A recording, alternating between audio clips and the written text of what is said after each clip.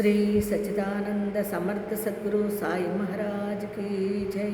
సాయి బిడ్డలందరికీ కూడా సాయినాథుని ఆశీర్వాదాలతో మనము 41వ అధ్యాయంలో గుడ్డ పీలికలను దొంగలించుట జ్ఞానేశ్వరు చదువుట దీని గురించి తెలుసుకుందామండి. బివి దేవు గారు దహనంలో మమల్తాదారు. అతడు జ్ఞానేశ్వరిని ఇతర గ్రంథములను చదవాలని చాలా కోరికగా ఉండెను.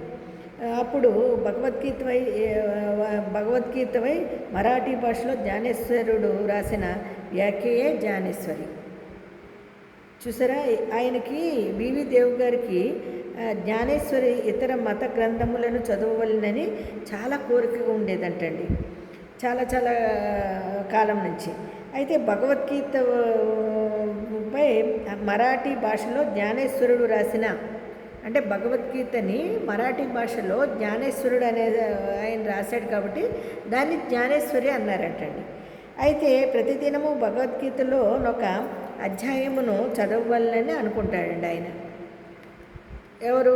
బివి దేవు గారు. ఒక అధ్యాయమును ఇతర గ్రంథముల నుండి కొన్ని భాగములను పారాయణం చేయుచుండెను. అవన్నీ పారాయణం చేస్తూ ఉండేవాడండి. ఇది ప్రతిదినము భగవద్గీతలోని ఒక అధ్యాయంను, ఇతర గ్రంథాల నుండి ఒక అధ్యాయాల్ని ఎప్పుడూ నిత్యం పారాయణం చేస్తూ ఉండేవాడు. కానీ జ్ఞానేశ్వరి ప్రారంభించగానే ఏవో అవాంతరాలు. ఆయన జ్ఞానేశ్వరిని తీసుకుని చదవాలంటే కనుక ఆయనకి ఏదో ఒక ఆటంకం వచ్చేదంటండి, ఎందుకో మరి. అలా రావడం వల్ల అతను దాన్ని చదవలేకుండా ఉండేవాడంట. ఏర్పడుచుండెను. పారాయణము ఆగిపోవచ్చుండెను. 3 నెలలు సెలవు పెట్టి, ఎందుకు ఇలా జరుగుతుంది, నేను అది జ్ఞానేశ్వరి చదవాలనేటప్పటికి చదవలేకపోతున్నాను, ఎప్పుడు చూసినా అది ఏదో ఒక ఆటంకం పడుతూనే ఉంది అని చెప్పి ఆయన అనుకుని, సరే అలా కాదని చెప్పి 3 నెలలు లీవ్ పెట్టుకుని షిరిడి వెళ్ళి అక్కడి నుండి తన స్వగ్రామంకు, అంటే పౌండ అనే ఊరికి పోయి ఇతర గ్రంథములన్నీ చదవాలని అనుకుంటాడండి. కానీ జ్ఞానేశ్వరి ప్రారంభించగానే ఏమో విపరీతమైన, ఆయన అన్నీ చదువుతున్నాడండి, కానీ వాళ్ళ ఊరికి వెళ్ళినా కూడా ఈ జ్ఞానేశ్వరిని చదవలేకపోతున్నాడంటండి ఆయన. ఎందుకో చెడ్డ ఆలోచనలు, మనస్సుకి అసలు ప్రశాంతత లేకుండా ఏందో ఓ రకంగా అయిపోతుందంటండి ఆయనకి. అప్పుడు సరే తన మనస్సున ప్రవేశించుటచ్చే చదువు లేకుండెను. అతడు అంటే ఈ చెడ్డ ఆలోచనలన్నీ అతని మనసులోకి ప్రవేశించడం వల్ల పాపము మనసు పెట్టి చదవలేకపోతున్నాడంట. అతడు ఎంత ప్రయత్నించినా కొన్ని పంక్తులు కూడా చదవలేకపోయాడంటండి. కాబట్టి బాబా తనకు ఆ గ్రంథం మందు శ్రద్ధ కలిగజేసినప్పుడే, దానిని చదువుమని వారి నోట వెంట వచ్చినప్పుడే దానిని ప్రారంభించదనని ఏం చేస్తాడంటే అంతవరకు దాన్ని పక్కకు పెట్టేస్తాడంటండి. అసలు ఇంకా దాన్ని ముట్టుకోడు ఆయన. దానిని తెరవడు, నిశ్చయం చేసుకుంటాడు. అతడు 1914వ సంవత్సరం ఫిబ్రవరి నెలలో కుటుంబ సహితముగా షిరిడీకి వెళ్ళాను. అక్కడ ప్రతిదినము జ్ఞానేశ్వరి చదువుచుండి వాడై బాపు సాహిబ్ జోగు దేవు గారిని అడిగాను. ఆయన ఏం చేశాడు, 1914వ సంవత్సరం ఫిబ్రవరి నెలలో కుటుంబ సమేతంగా షిరిడీకి వెళ్తాడండి. అక్కడ ప్రతిదినము జ్ఞానేశ్వరు చదువుచుంటివా అని ఆయన కనబడగానే ఏం చేస్తాడండి, బాబు సాహెబ్ జోగ్ గారు కనబడి దేవు గారిని అడుగుతాడంటే, జ్ఞానేశ్వరి చదువుతున్నావా అని. అప్పుడు చదువుతున్నావా అని అడుగుతాడండి. దేవు గారిని అడిగాను. దేవు తనకు అటు కోరిక కలగలేదనియో, కానీ దానిని చదువుటకు శక్తి చాలకుండేననియో. చూడండి, బాబా ఆజ్ఞాపించనిచో దానిని ప్రారంభించదనని చెప్పాను. బాబా గారు ఆజ్ఞిస్తే నేను దాన్ని చేస్తాను అంటాడు. వారు దాన్ని అప్పుడు ఈయన చెప్తున్నాడండి, సలహా ఇస్తున్నాడు మళ్ళీని. ఎవరు? నాకు బాబా ఆజ్ఞాపించినచో దాన్ని ప్రారంభించదనని చెప్పాను. అప్పుడు జోగు ఒక పుస్తకంను తీసుకుని బాబాకి ఇచ్చినచో, నువ్వు ఒక పుస్తకం తీసుకెళ్ళి బాబాకి ఇచ్చి దానిని వారు తాకి పవిత్రము చేసి ఇస్తారు. అప్పుడు నీకు చక్కగా నిరాటంకంగా నువ్వు దాన్ని చదవగలుగుతావు అని చెప్తాడండి. కానీ ఆయన ఏమంటాడు చూడండి, దానిని వారు తాకి పవిత్రం చేసి ఇచ్చేదరు. అప్పటి నుండి నిరాటంకంగా చదవవచ్చుననియు దేవుకు సలహా ఇచ్చెను. బాబాకు తన ఉద్దేశము తెలియను గనుక దేవుకు అట్లు చేయుట అంగీకరించలేదు. బాబా గారు సర్వాంతర్యామి, అన్నీ తెలిసిపోతాయి ఆయనకి. మళ్ళీ నా ఉద్దేశాన్ని ఆయన తెలిసిపోతుంది కాబట్టి అలా ఎందుకు, నేను అలా చేయను అంటాడనమాట. బాబాకు తన ఉద్దేశము తెలియను గనుక దేవుగారు అట్లు చేయుటకు అంగీకరించలేదు. బాబా తన కోరికను గ్రహించలేరా? దానిని పారాయణము చేయమని స్పష్టంగా ఆజ్ఞాపించలేరా? బాబాగారికి అన్నీ తెలుసు కదా, అన్నీ తెలుసు కాబట్టి ఆయన చెప్తారు గ్యారంటీగా, నువ్వు మళ్ళీ ఎందుకు వచ్చింది, నేను అలా చేయను, ఆయనకి అన్నీ తెలుసు అని చెప్పి అంటాడండి. దేవు బాబాను దర్శించి ₹1 దక్షిణ ఇచ్చాను. బాబా ₹2 దక్షిణ అడగగా చూడండి, ఆయన్ని బాబాగారిని కలుస్తాడు దేవుగారు. కలిసి ₹1 దక్షిణ ఇస్తారంట. కానీ ఆయన బాబాగారు ఏమంటారు, ₹2 ఇమ్మని అడుగుతారంటండి. బాబాను దర్శించి ₹1 దక్షిణ ఇచ్చాను. బాబా ₹20 దక్షిణ అడుగుతారంట. అడగగా దానిని చెల్లించాను. దాన్ని కూడా ఇస్తాడంటండి. బాబా గారికి ₹1 ఇస్తాడు ఈయన, కానీ ఆయన ఏమంటారు ₹20 అడుగుతారంటండి. ₹20 ఇస్తారంటండి. అది ఆనాడు రాత్రి బాలకరాముడను దానిని కలుసుకుని అతడు బాబాయందు భక్తిని వారి అనుగ్రహమును ఎట్లు సంపాదించనని ప్రయత్నించాను. మరుసటి దినము హారతి పిమ్మట అంతయు తెలిపేదనని అతడు బదులిచ్చాను. ఆ మరుసటి దినము దర్శనము కొరకు దేవు వెళ్ళగా బాబా అతనిని ₹20 దక్షిణ ఇమ్మనెను. వెంటనే దేవు దానిని చెల్లించెను. మసీదు నిండా జనులు నిండి ఉండుటచే దేవు ఒక మూలకు పోయి కూర్చుండెను. బాబా అతనిని పిలిచి శాంతముగా తన దగ్గర కూర్చోనమనియాను. దేవు అట్లనే చేశాను. మధ్యాహ్న హారతి పిమ్మట భక్తులందరూ పోయి తరువాత దేవు చూడండి, ఇక్కడ ఆయన ₹1 దక్షిణ ఇచ్చాను. కానీ బాబా గారు ఏం చేస్తారు, ₹20 అడుగుతారు కదా, అడుగగా దాన్ని చెల్లించిన. ఆనాడు రాత్రి బాలకరాముడను వానిని కలుసుకుని అతడు బాబాయందు భక్తిని వారి అనుగ్రహమును ఎట్లు సంపాదించదు అని ప్రశ్నిస్తాడు. మరుసటి దినము హారతి పిమ్మట అంతయు తెలిపెదనని చెప్పాను, ప్రశ్నించాను. మరుసటి దినము అతను చెప్తాడు, బదిలిస్తాడు, రేపు హారతి తర్వాత నీకు చెబుతాను అదంతా అని అంటాడండి అని బదిలిస్తాడు. ఆ మరుసటి దినము దర్శనము కొరకు దేవు వెళ్ళగా బాబా అతనిని మళ్ళీ ₹20 దక్షిణ ఇమ్మని, మళ్ళీ ₹20 దక్షిణ. వెంటనే దేవు దాన్ని కూడా ఇస్తాడండి, ₹20. మసీదు నిండా జనులుండగా దేవు ఒక మూలకు పోయి కూర్చుంటాడు. దేవు గారు ఒక మూలకు పోయి కూర్చుంటాడు. బాబా అతన్ని పిలిచి శాంతముగా ఉండు, చూడండి, తన దగ్గర కూర్చోమనియు ఇట్రా అని దగ్గరికి పిలిచి బాబా గారు ఇక్కడ కూర్చో అని చెప్పి దేవు అట్లానే చేస్తాడు. మధ్యాహ్న హారతి పిమ్మట భక్తులందరూ పోయిన తర్వాత దేవు బాలకరాముని చూచి అతని పూర్వవృత్తాంతముతో పాటు బాబా అతనికి ఏమేమి చెప్పానో ధ్యానము నెట్లు నేర్పారో అని అడుగగా బాలకరాముడు వివరములు చెప్పుటకు సిద్ధపడాను. అంతలో బాబా చంద్రు అను కుష్ఠరోగ భక్తుని పంపి దేవుణ్ణి తీసుకుని రమ్మనేను. బాబాగారు ఈయన అన్నీ చెప్పడానికి సిద్ధంగా కూర్చున్నాడంటండి బాలకరాముడు. ఇదంతా చూసి ఆయన పాపం ఇది జ్ఞానేశ్వర చంద్రపదం నిరుత్సాహంలో ఉన్నాడు కదండి.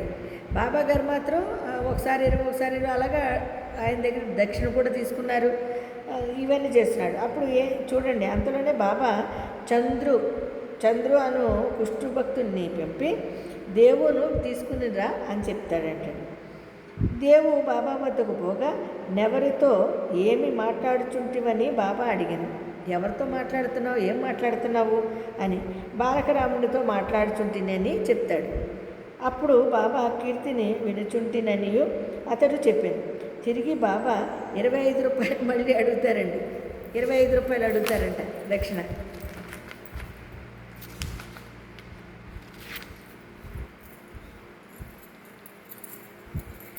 ₹25 దక్షిణ అడిగాను. వెంటనే మళ్ళీ దేవు గారు 25 ఫస్ట్ 20 అడిగారండి, మళ్ళీ 20 అడిగారు, ఇప్పుడు 25 అడుగుతారంట. చూడండి, 25 అడిగి 25 రూపాయలు దక్షిణ అడిగాను. వెంటనే దేవు సంతోషంతో దక్షిణ చెల్లించాను. దేవు గారు వెంటనే మళ్ళీ దక్షిణ ఇచ్చారు. అతనిని బాబా లోపలకు తీసుకుని పోయి స్తంభం వద్ద కూర్చుంబెట్టి, నా గుడ్డ పీలికలను నాకు తెలియకుండా దొంగిలించితివేలా? అప్పుడు అనెను, దేవు తనకు ఆ గుడ్డ పీలికల గురించి ఏమీ తెలియదనేను. బాబా అతనిని వెతకుమనేను. అతడు వెతకెను, కానీ అతడు ఏమీ దొరకలేదు. బాబా కోపించి ఇట్లనేను, ఇక్కడికి ఇంకెవ్వరూ లేరు, నీ ఒక్కడవే దొంగవు. ముసలితనముచే వెంట్రుకలు పండినప్పటికీ ఇచ్చడికి దొంగిలించుటకు వచ్చితివా అని కోపగించాను. బాబా మతి చెడిన వాని వలె తిట్టి కోపగించి చివాట్లు పెట్టాను. దేవు నిశ్శబ్దంగా కూర్చుంటేను. దేవు తాను సటకా దెబ్బలు కూడా తిననేమో అని భయపడాను.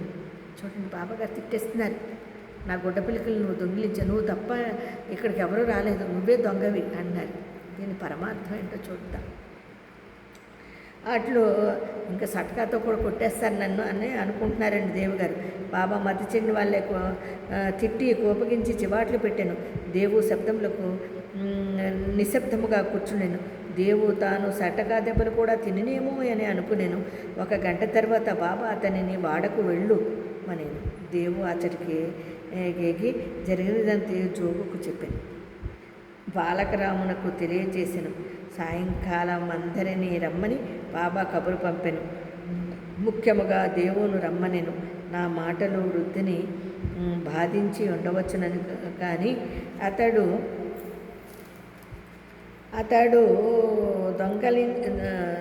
దొంగిలించుటచే నేను ఎట్లు పలకవలసి వచ్చెను అని బాబా అడిగాను.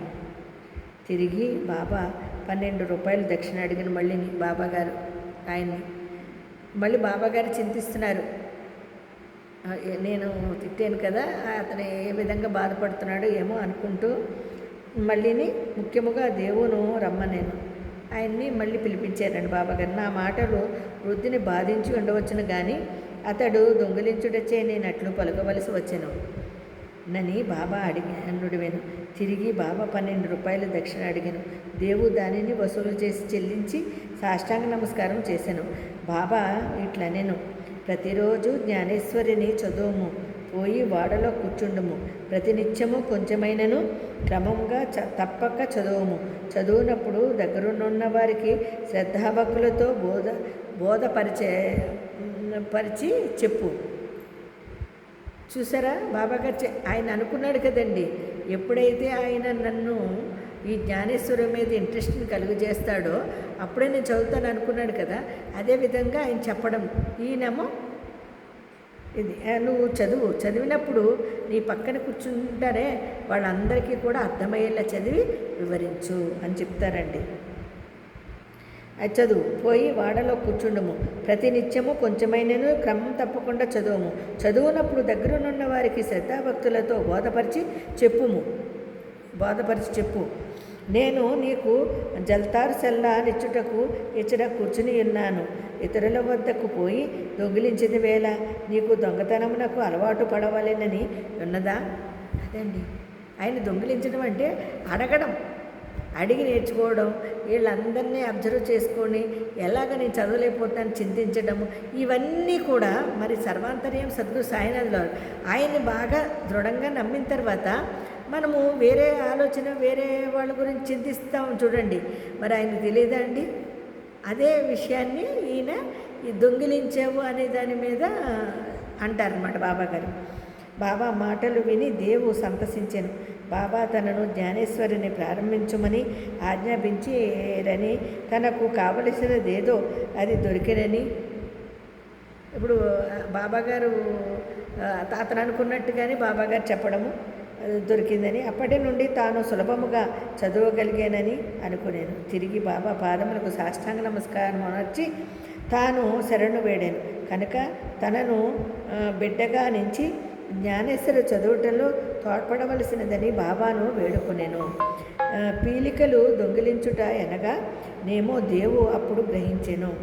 బాలకరాముని ప్రశ్నించుటయే అది. ఆయన అడుగుతాడు కదా, ఏమిటి సంగతులు, నువ్వు బాబా గురించి తెలుసుకున్నది ఏంటి అని అడుగుతాడు కదా. మరి ఆయన్ని అడిగాడు కదా, ఇదే దొంగిలించడం దాని అర్థం. అది దొంగిలించుట. బాబా కట్టి వైఖరి ఇష్టము లేదు. ఏ ప్రశ్నకైనా సమాధానం ఇచ్చుటకు తామే సిద్ధముగా నుండిరి. ఇతరులను అడుగుట బాబాకు ఇష్టము లేదు. అందుచే తనని బాధించి చికాకు పెట్టాను. అదియునుగాక ఇతరులను అడగకుండా బాబానే స్వయముగా అడిగి తెలుసుకొనవలెనని ఇతరులను ప్రశ్నించుట నిష్ప్రయోజనమనియూ చెప్పాను. దేవు ఆ తిట్లను ఆశీర్వాదములుగా భావించి సంతుష్టితో ఇంటికి పోయెను. ఆ సంగతి అంతటితో సమాప్తి కాలేదు. బాబా చదువుమని ఆజ్ఞాపించి ఊరుకొనలేదు. 1 సంవత్సరము లోపుగా బాబా దేవు వద్దకు వెళ్ళి వాని అభివృద్ధి కనుకొనెను. 1914 సంవత్సరము ఏప్రిల్ నెల 2వ తేదీ గురువారము ఉదయము బాబా స్వప్నంలో సాక్షాత్కరించి పై అంతస్తులో కూర్చుండి జ్ఞానేశ్వరి బోధపడుచున్నదా లేదా అని అడిగాను. లేదు అని దేవు జవాబిచ్చాను. చూసారా, చాలా జాగ్రత్తగా వినండి. ఇందులోని ఎంత చూడండి, అద్భుతంగా అసలు నిజమండి. ఆయన్ని గట్టిగా పట్టుకుని ఆయన విశ్వసిస్తే ఆయన మన దగ్గరుండి అన్నీ చేపిస్తాడండి. మన ఏది ఇంట్రెస్ట్ ఉందో దాన్ని మనకి జరిపిస్తాడు ఆ మహానుభావుడు. బాబా అప్పుడు అడుగుతున్నాడు చూడండి. ఆయన స్వప్న దర్శనంలో వెళ్ళి ఆయనకి బాబా గారు ఆయన్ని అడుగుతున్నాడండి ఈ విధంగా, జ్ఞానేశ్వరి బోధపడుచున్నదా లేదా అని అడిగాను. లేదు అని దేవు సమాధానం చెబుతాండి స్వప్నంలో. బాబా ఇంకా ఎప్పుడు తెలుసుకునేదవు? దేవు కండ తడిపెట్టుకొని నీ కృపను వర్షింపనిదే పారాయణము చికాకుగానున్నది. ఇంకా నీ కృప నాకు వర్షించలేదు బాబా, అందుకనే నాకు పారాయణం చేయాలంటే కూడా చికాకుగా ఉంది.